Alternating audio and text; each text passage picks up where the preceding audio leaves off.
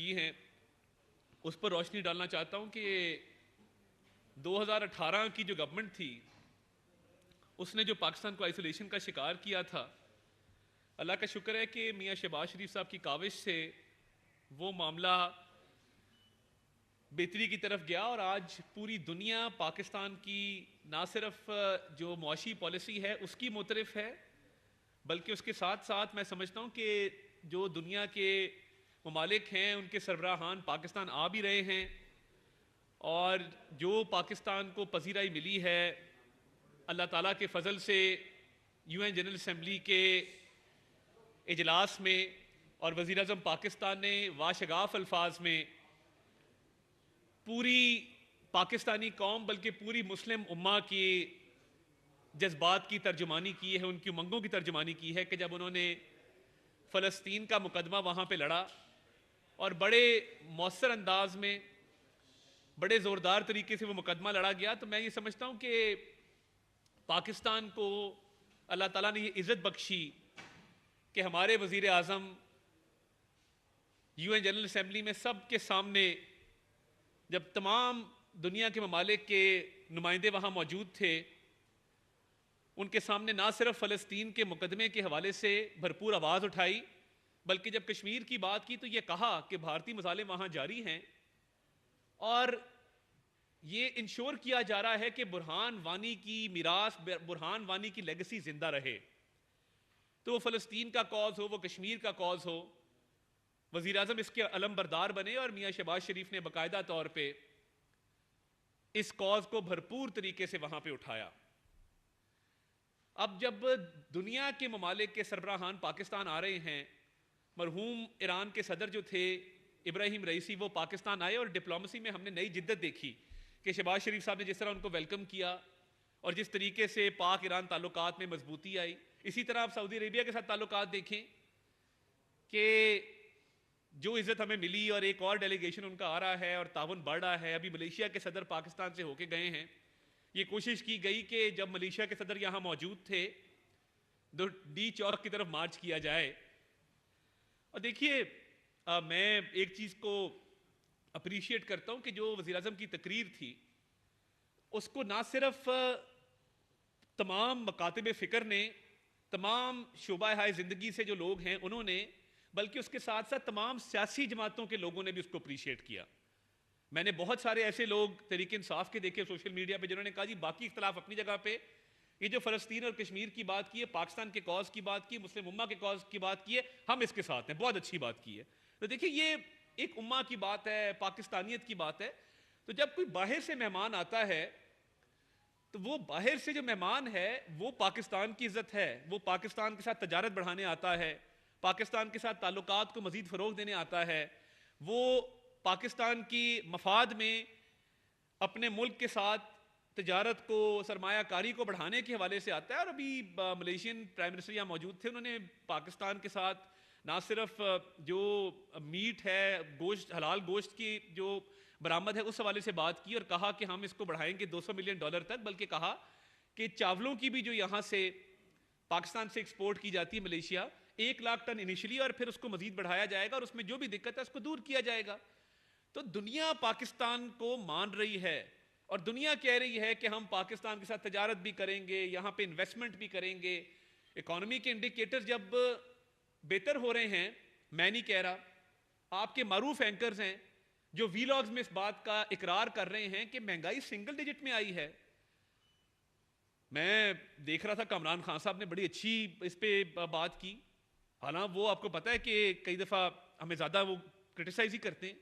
आप आलमी जरीदे देख लें, जो मालियाती जरीदे हैं, फाइनेंशियल जर्नल्स हैं, कि ब्लूमबर्ग क्या कहता है। ब्लूमबर्ग कहता है कि जी पाकिस्तान की इकॉनमी टेक ऑफ कर रही है और आपकी स्टॉक मार्केट एशिया की इमर्जिंग तरीन मार्केट्स में से है।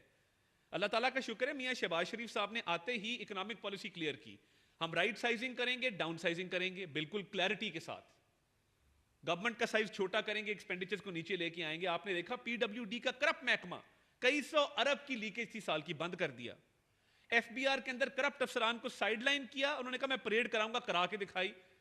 सऊदीया कहता है man of action, Malaysian prime minister कहते हैं कि ये काम करने वाले वजीर आजम है और पूरी दुनिया इनका काम देखती है। चाइना वापस जाते हैं तो वो कहते हैं ये शेंजन स्पीड और शहबाज स्पीड जो कंपैरिजन हुआ था, ये पाकिस्तान स्पीड बन चुका है। तो पूरी दुनिया तारीफ कर रही है आपकी इकोनॉमिक पॉलिसी की। रजब तैयब एर्दोगान ने कहा, टर्की के प्रेसिडेंट जिन्होंने टर्की की इकोनॉमिक ट्रांसफॉर्मेशन की, क्या कहते हैं? वो कहते हैं कि जी आपकी इकोनॉमिक पॉलिसी बहुत अच्छी है, आपका इंटरेस्ट रेट नीचे जा रहा है, शरह सूद नीचे जा रही है, आपकी तो इन्वेस्टमेंट बढ़ेगी। और फिच की रेटिंग्स हो, मूडीज की रेटिंग्स हो, वो इंप्रूव कर रही हैं, एक्सपोर्ट 14% ऊपर चली गई है, महंगाई का सिंगल डिजिट में आना देखिए ये किसी मोजे से कम नहीं है। राइट साइजिंग डाउन साइजिंग की, एफबीआर की डिजिटाइजेशन की, ₹1 गवर्नमेंट का नहीं लगा। मैकेंजी कॉर्पोरेशन हायर हुआ, मलिंडा गेट्स फाउंडेशन की फंडिंग आई और प्राइवेटाइजेशन की तरफ जा रहे हैं। पीआईए का मामला चल रहा है, बाकी स्टेट ओन्ड एंटरप्राइजेस हैं उनकी प्राइवेटाइजेशन चल रही है। तो जब राइट साइजिंग डाउन साइजिंग की बात की, एफबीआर की डिजिटाइजेशन की बात की, प्राइवेटाइजेशन की बात की, टैक्स नेट को एक्सपैंड करने की बात की, फाइलर्स बड़े हैं, एफबीआर के फाइलर्स की तादाद दुगनी हो गई है। और जितने लोग फाइलर बनेंगे, अपने आप को एफबीआर के साथ रजिस्टर करेंगे, उतना इस मुल्क का भला होगा। तो इकोनॉमिक पॉलिसी अल्हम्दुलिल्लाह जो मियां शहबाज शरीफ साहब ने विजन दिया था, उस पर अमल दरामद शुरू हुआ तो पूरी दुनिया ने तारीफ की कि आपकी इकोनॉमी जो है वो एक इमर्जिंग इकोनॉमी है, हालात बेहतर हो रहे हैं। और ये देखिए डिफॉल्ट के दहाने से बचा के लाए थे इकोनॉमी को। और मैं इकोनॉमी की तमहीद क्यों बांध रहा हूं आपको भी बताऊंगा 1 मिनट के अंदर। डिफॉल्ट से तब बचाया, पेरिस की डिसाइसिव मीटिंग की, इस दफा एमडी आईएमएफ आई तो उन्होंने कहा कि आप ना होते तो ये मुल्क डिफॉल्ट कर गया होता। अब देखिए ना, अगर एमडी आईएमएफ की बात कर रही हैं या वर्ल्ड बैंक के जो सदर हैं अजय बंगा, वो कह रहे हैं कि आपकी इकोनॉमिक पॉलिसी बहुत अच्छी है और आपकी इकोनॉमिक पॉलिसी जो है उससे आपकी आवाम का भी भला हुआ है, बिजली में सब्सिडी दी। अब अशियाए खुर्दनोश आप देखें, आटा 160 पे था, 180 पे था, अब 60 के ऊपर, सॉरी 160 पे था, 80 के ऊपर आ गया है।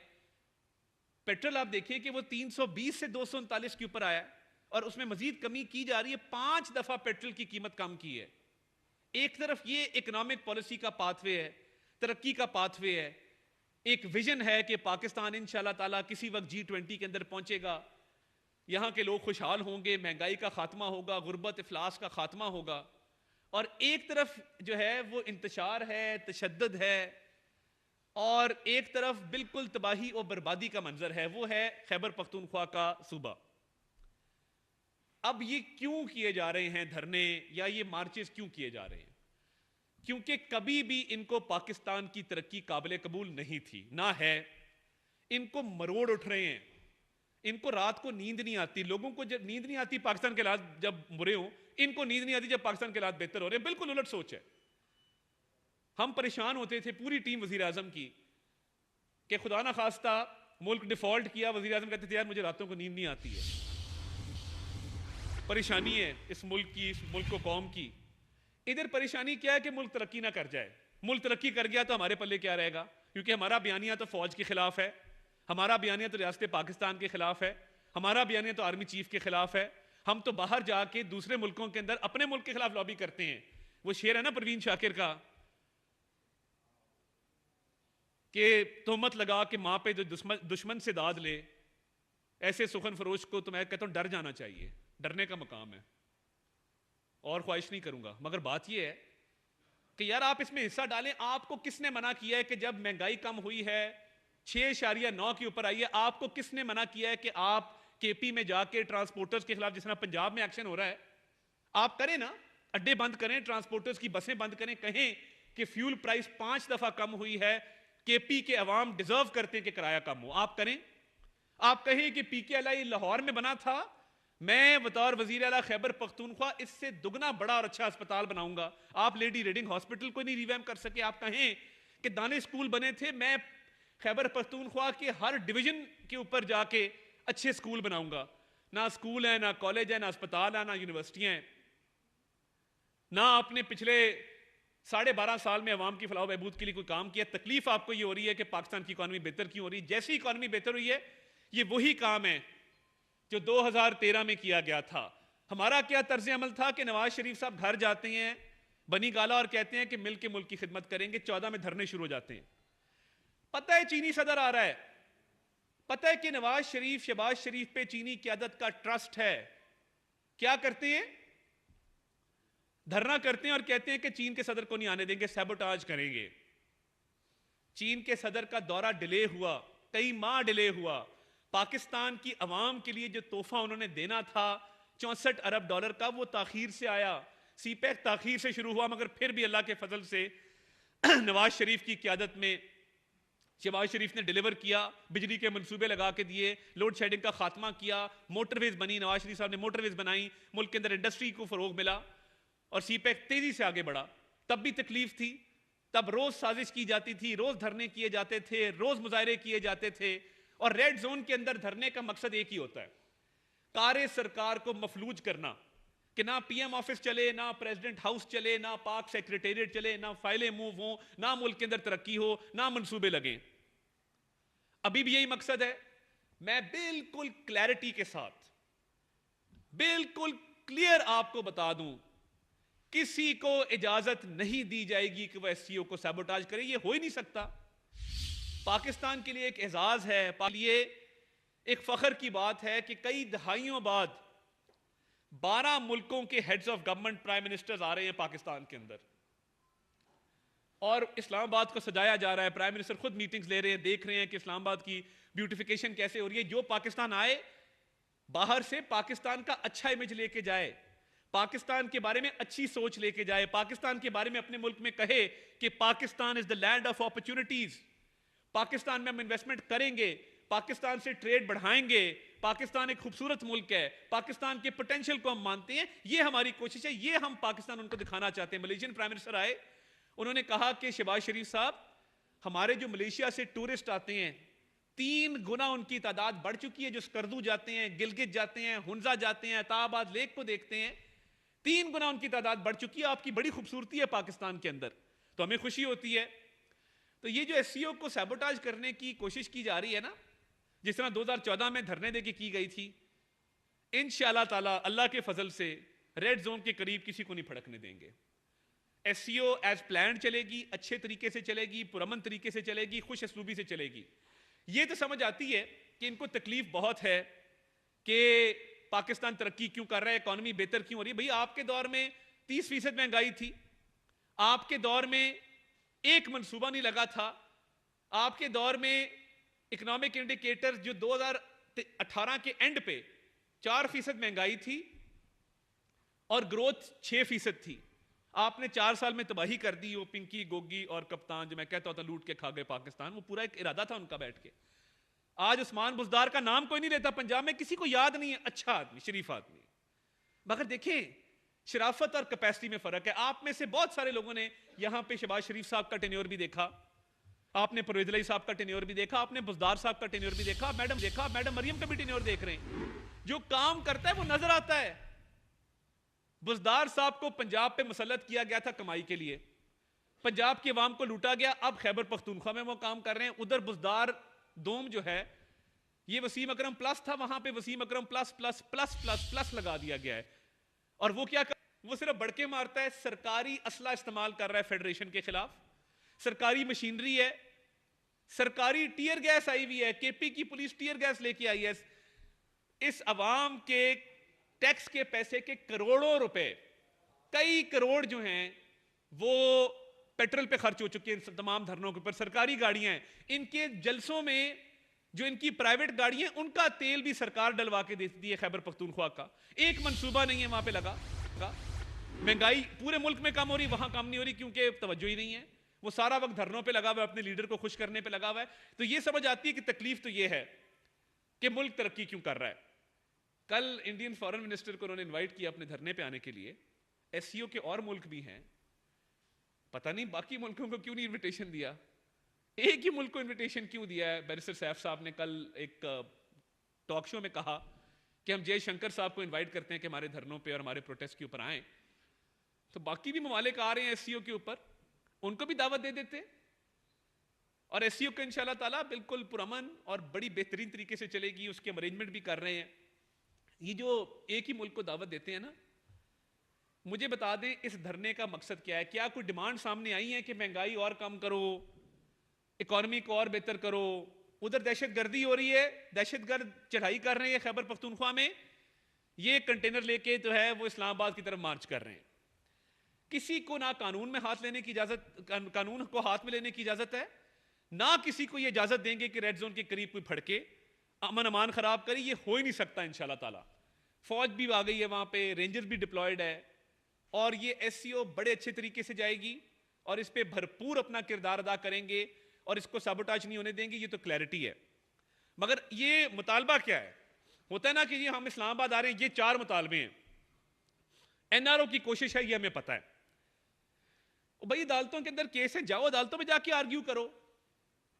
लीडर को छोड़ दें, लीडर को छोड़ दे, फिर कभी हमारे से बात कर लो, हम बात करना चाहते हैं। किसी को मुतालबात नहीं पता, किसी को इस धरने का मकसद नहीं पता। मकसद वही है जो 9 मई को था। और ऐसे डरपोक हैं, ऐसे बुजदिल हैं। इधर आप लोगों ने देखा अपोजिशन के अंदर, हमें तो दीवार में चुनवा दिया था इन लोगों ने। किसी ने उफ तक नहीं की। शहबाज शरीफ साहब, नवाज शरीफ साहब की वालदा की मैयत पड़ी थी और जज कह रहा था जरा करनी है। आपको याद होगा वो जज साहब, अकाउंटेबिलिटी कोर्ट नंबर 2 के जज साहब ने कहा जी मैंने जरा करनी है, फिर वो बाद में देखेंगे। नवाज शरीफ साहब कहते हैं मेरी एहलिया से आखिर दफा मेरी बात करा दो बिस्तरे मर्ग पे। कहते हैं जी नहीं बात नहीं हो सकती। इधर उंगली लगती है तो ऊ आ ई निकलता है मुंह से। मतलब यार क्या हो गया है? कोई थोड़ा सा हिम्मत करो, हौसला करो। ये तो मुझे लगता है वो जो क्रीमें नहीं होती जिसमें बैक एक करी उसमें से ऊ आ वाली आवाजें आती, ये तो उसके कोई इश्तहार बन के रह गए हैं इस मुल्क के अंदर। हमें पकड़ लिया, मुझे धक्का लग गया, मैं गिर गया, मेरी गाड़ी का जो है वो दरवाजे पे डेंट पड़ गया। यार खुदा का खौफ करो, हो क्या गया आप लोगों को? थोड़ा हौसला पकड़ो, थोड़ी हिम्मत पकड़ो। 9 मई पूरी चढ़ाई करके गए तीनों बहनें, Aleema Khan, Naureen Khan, उज़मा Khan, core commander house के बाहर। भांजा साहब ने वर्दी लटकाई हुई है डंडे के ऊपर। हम नहीं थे, हम नहीं थे, हम नहीं थे, कोई और था। ओ भाई गए हो, मानो इस बात को। जब तीनों बहनें मौजूद हैं, बानी चेयरमैन पीटीआई की, भांजा मौजूद है, एक रहनुमा चौकड़ी मार के गाड़ी के छत पे बैठ के कह रही है हम कोर कमांडर हाउस जा रहे हैं। इधर 2 खवातीन हैं, वो कह रही हैं तुम्हारी ऐसी की तैसी, हम आग लगा देंगे, तोड़ देंगे, मार देंगे। लीडर कह रहा है नहीं नहीं नहीं, ये मेरे से कोई ताल्लुक नहीं है, ना बहनों से मेरा ताल्लुक है, ना भांजे से, ना यास्मीन राशिद से, ना महमूद रशीद से। आग लगा के जब थोड़ा सा डंडा चला है, तो बस ये डंडा को कहते हैं ना बिगड़ों तिगड़ों का पीर है, तो ये फौरी डंडा देख के टेंशन हो जाते हैं, यूं सीधे हम नहीं थे। ओ भाई आपकी फुटेज है, आप मौजूद हैं, आपकी तकरीरें हैं। बुजदिल, इतना सा दिल है। सारे लोगों को जेल में बंद किया, खुद प्रेसिडेंशियल स्वीट में बैठा है। साइकिल भी मिली हुई है एक्सरसाइज वाली, देसी मुर्गी भी आ रही है, खाना भी आ रहा है, वॉकिंग गैलरी भी मिली हुई है। आप कह रहे डंबल दो, मैंने डोले भी बनाने हैं। भाई आपको अंदर फिर दीवार भी बना देते हैं कि शाम को बाहर आ जाया करें, उसमें दरवाजा लगा देते हैं, शाम को बाहर आए, सुबह फिर वापस आ गए। आप बाहर घूम फिर आया करें, पार्टी शार्टी कर लिया करें, जो आप बहुत शिद्दत से आपको मिस होता होगा, आप बड़े शौकीन आदमी हैं। तो ये इस मुल्क की तबाही बर्बादी करने में आईएमएफ को लेटर क्यों लिखे गए थे? इसलिए लिखे गए थे कि ये मुल्क को बर्बाद करना चाहते थे, डिफॉल्ट कराना चाहते थे।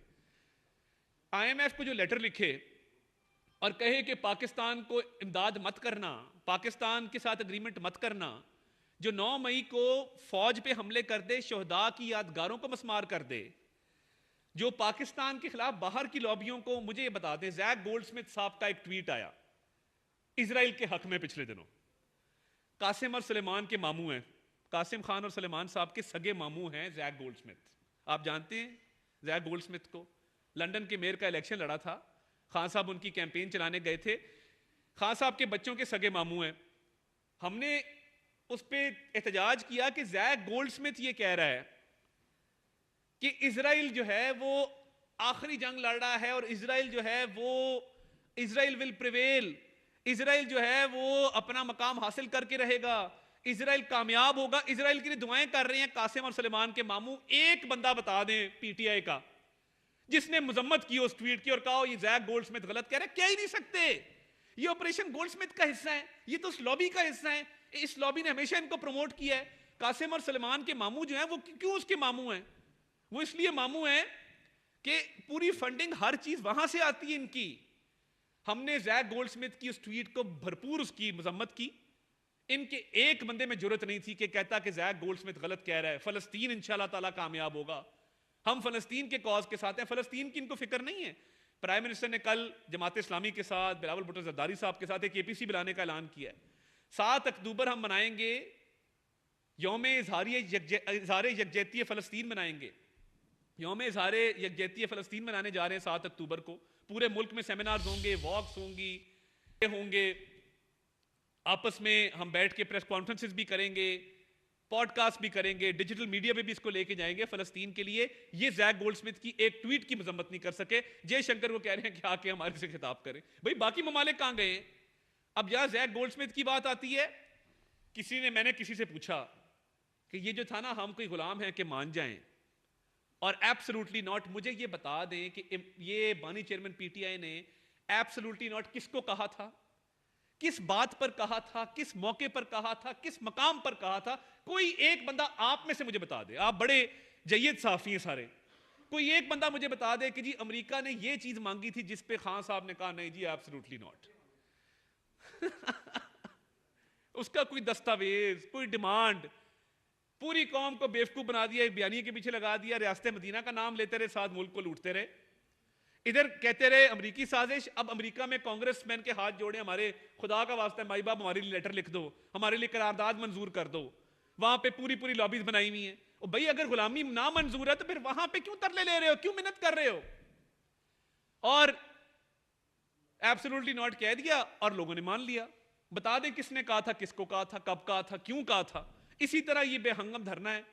आईएमएफ को लेटर लिखो, मुल्क को सबोटाज करो, मुल्क को डिफॉल्ट करो, हमले कर दो फौज के ऊपर, एनआरकी फैला दो, आग लगा दो।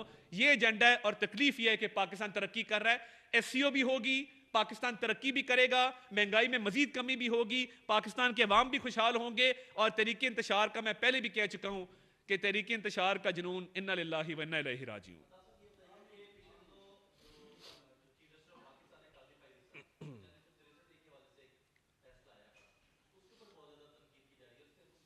देखें मौकफ बिल्कुल क्लियर है। आइन को रीराइट किया गया था, उस वक्त बंदियाली कोर्ट ने उसको रीराइट किया था। 63A में होता क्या है? 63A ये कहता है कि अगर आप पार्लिमानी लीडर की और पार्लिमानी पार्टी की डायरेक्शन के खिलाफ वोट देंगे तो आप डी-सीट होंगे। अब बंदा वोट डाल रहा है, वोट गिनती में शुमार नहीं हो रहा, यानी आप कह रहे हैं कि जुर्म भी नहीं हुआ, जुर्म की तासीर भी नहीं हुई, मगर सजा आपको जुर्म की मिल रही है। आइन की मंशा तो ये नहीं थी, और किसी ने ये इजाजत नहीं दी कि आप आइन को रीराइट करें। आइन को रीराइट करने का आपको किसने कहा है? वो पार्लियामान कर सकती है, पार्लियामान की बालादस्ती है। 63A के तहत आइन की जो मंशा है वो क्लियर हुई है। आइन को जो रीराइट किया गया था, एक गलत इकदाम था सुप्रीम कोर्ट का, उसको रिवर्स किया गया है और अब आइन बिल्कुल क्लियर है। तो हम समझते हैं कि ये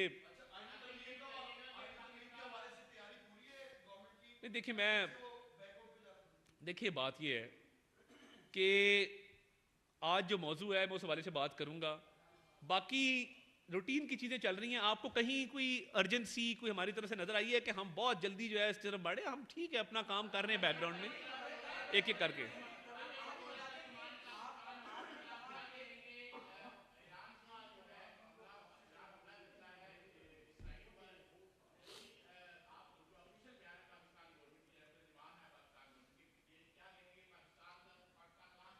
देखिए मिनिस्ट्री ऑफ फॉरेन अफेयर्स एक बयान जारी कर चुकी है और उन्होंने इजरायली जारियत के हवाले से, लबनान में जो मामलात हैं उस हवाले से अपना क्लियर स्टांस लिया है।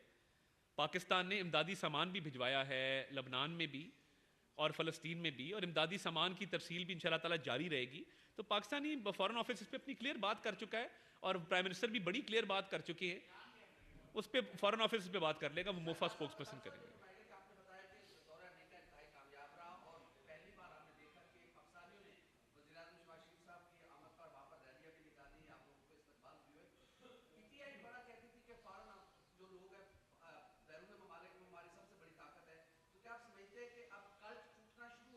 देखिए मैं जहां भी गया हूं, आज से 2 साल पहले लोग हर तरह के कोशिश करते थे कि पाकिस्तान से जो भी आए सिवाय उनके अपने लोगों के, वो उनको तज़हीक करें, उनकी तौहीन करें।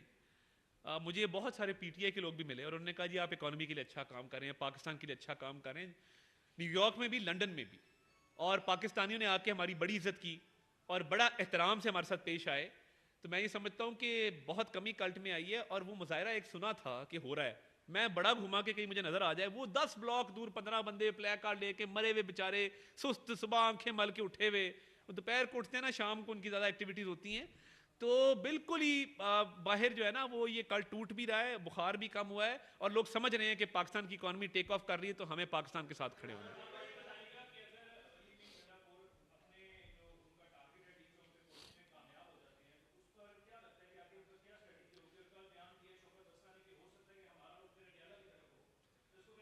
देखिए बात ये है, ये शौकत बसरा के पहला बयान तो नहीं है।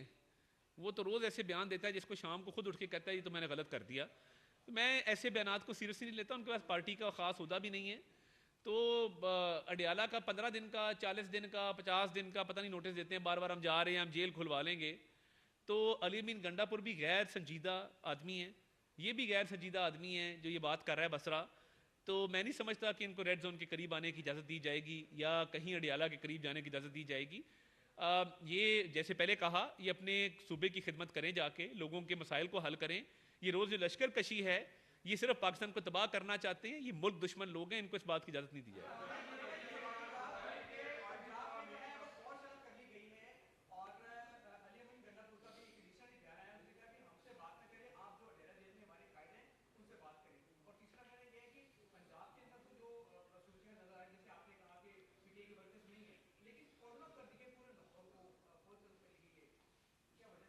देखिए आज लाहौर की भी कॉल दी गई थी और इनका इरादा था कि लाहौर में भी ये जगह जगह पे जलाओ घिराव करेंगे, आग लगाएंगे। पुरअमन लोग तो है नहीं। इधर आपको याद है कि 180 पे भी हमला हो चुका, यहाँ पे भी जलाओ घिराव हुआ था। तो हिफाजती तदाबीर ली जा रही हैं, पंजाब की एडमिनिस्ट्रेशन इस पर भरपूर काम कर रही है। तो लाहौर को भी सेफ सिक्योर किया जाएगा। किसी को इजाज़त नहीं है कि वो आके आग लगाए या सरकारी इमलाक को नुकसान पहुँचाए। हमारी जिम्मेदारी है जो भी हमारा शहर है उसको सेफ रखना, उसको महफूज रखना। तो हम इंशाल्लाह ताला उसके लिए भरपूर इक़दाम कर रहे हैं।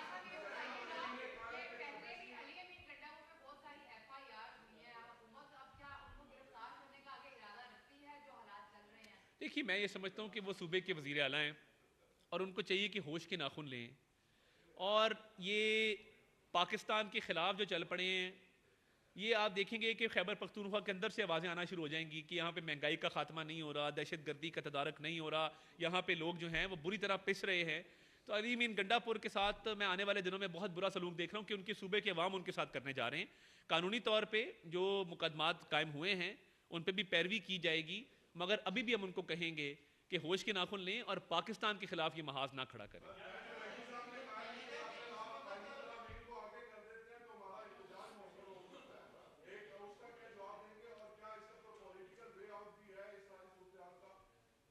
देखिए पॉलिटिकल वे आउट तो तब होता है ना जब कोई कमेटी हो बातचीत करने के लिए। हाँ बैकडोर राब्ते उनके हैं।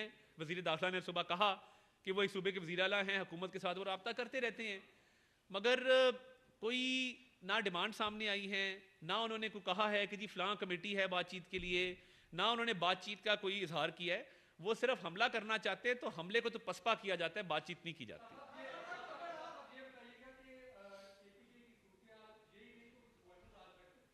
देखिए बात यह है कि मैं केपी के ऑफिशियल्स को ये कहूँगा जो वहाँ पे अफसरान हैं कि आइन आपको ये कहता है कि आप फेडरेशन के भी नुमाइंदे हैं, सूबों और वफाक के दरमियान रिलेशन भी आइडियल रहने चाहिए। तो आप सरकारी वसाइल के इस्तेमाल को रोकें। जो वहाँ से सरकारी टीयर गैस आई है, सरकारी पेट्रोल, सरकारी गाड़ियाँ, सरकारी अफसरान, जो सरकारी वसाइल का बेदरेग इस्तेमाल है, मैं वहाँ के अफसरान को कहूँगा आप रोकें और आप इसमें बिल्कुल कोई गैर कानूनी काम ना करें। कल को इन अफसरान के खिलाफ भी कार्रवाई हो सकती है जो इन गैर कानूनी कार्रवाइयों में मुलव्वस हैं। देखिए उस पे दीगर कानूनी ऑप्शन भी हैं, उन पे गौर हो रहा है।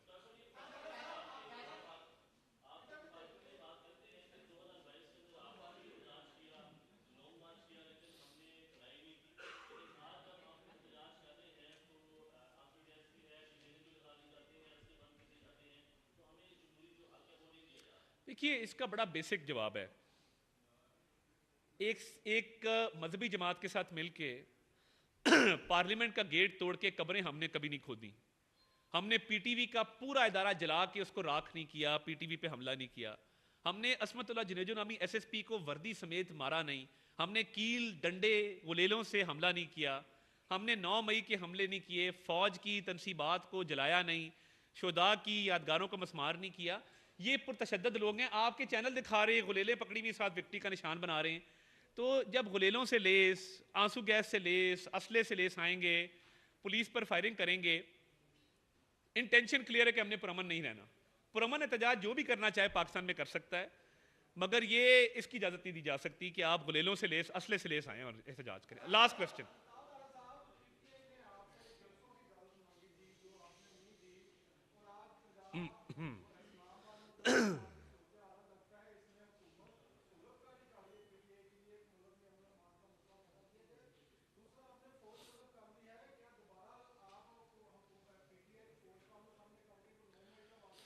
खुदा ना खास्ता आपके घर पे एक दफा हमला हो जाए, आरिफ मलिक साहब आपके घर पे हमला कर दें, आपके साथ बैठे हैं, और उसके बाद ये अगली दफा आपसे इजाजत मांगे कि मैं जनाब आपके घर के बाहर एहतजाज कर सकता हूं, तो आप ऑब्वियसली उन्हें कहेंगे कि भाई मेरे घर के बाहर ना करो, ये अदनान शेख के घर से 200 फीट दूर कर लो, या उधर से कोई गोदल साहब के घर से कोई 100 फीट दूर कर लो, क्योंकि पहले तो मेरे घर पे हमला कर चुके हो। तो इसलिए बैठ के टर्म्स तय कर लो कि इसमें गुलेले नहीं होंगी, असला नहीं होगा, फलां लोकेशन होगी, फलां इसका तरीकेकार होगा, फलां एसओपीज होंगे, तो फिर तो चले बात समझ में आती है। एक शख्स हमला करने आ रहा है, वो कह रहा है कि मैं ठोक दूंगा, मैं आग लगा दूंगा, मैं जलाओ घेराव करूंगा। हम उन्हें कहा आए जनाब, बिस्मिल्लाह आए, आग लगाएं। कहाँ लगाना चाहते हैं आप? ग्रीन बेल्ट पे लगाना चाहते हैं, हमारे सदर को लगाना चाहते हैं, वजीर आजम हाउस को लगाना चाहते हैं, कहाँ आग लगाएंगे? आइए हम आपको माचिस भी देते हैं, आपको हम तेल भी प्रोवाइड करते हैं। बात यह है कि पुरअमन होने की गारंटी ली जाती है, जगह तय की जाती है, टाइम का तयन किया जाता है, रूट का तयन किया जाता है। लास्ट टाइम भी इनसे रूट तय हुआ संगजानी का, इन्होंने फिर भी पुलिस पे पथराव किया। तो जो लोग पुरअमन नहीं रह सकते और हमारे साथ बैठ के किसी कंसेंसस पे नहीं पहुंच सकते, उनको क्यों कर इजाजत दी जाए और किस बात की इजाजत दी जाए? लास्ट टाइम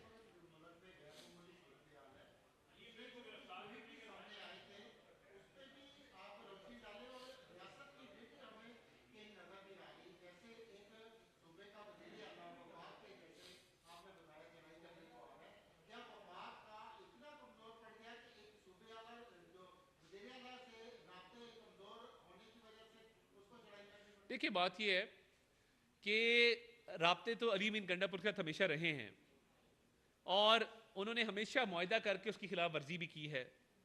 तय कुछ और होता है, वो करते कुछ और हैं।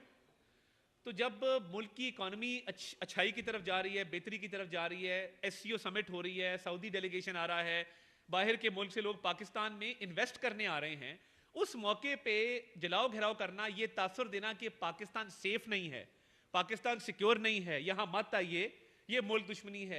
और मुल्क दुश्मनी के हवाले से स्टेट की रेट इसी तरह कायम की जाती है कि फौज भी तलब कर ली गई है, रेंजर्स भी डिप्लॉयड है, सील भी किया गया रेड जोन को, और ये तमाम कॉन्फ्रेंसेस डेलीगेशंस बाहिफाजत आएंगे, ये तमाम मामलात होंगे और वो बखैरियत वापस जाएंगे। किसी को कानून में हाथ में लेने की बिल्कुल इजाजत नहीं दी जाएगी। थैंक यू जी, बहुत शुक्रिया।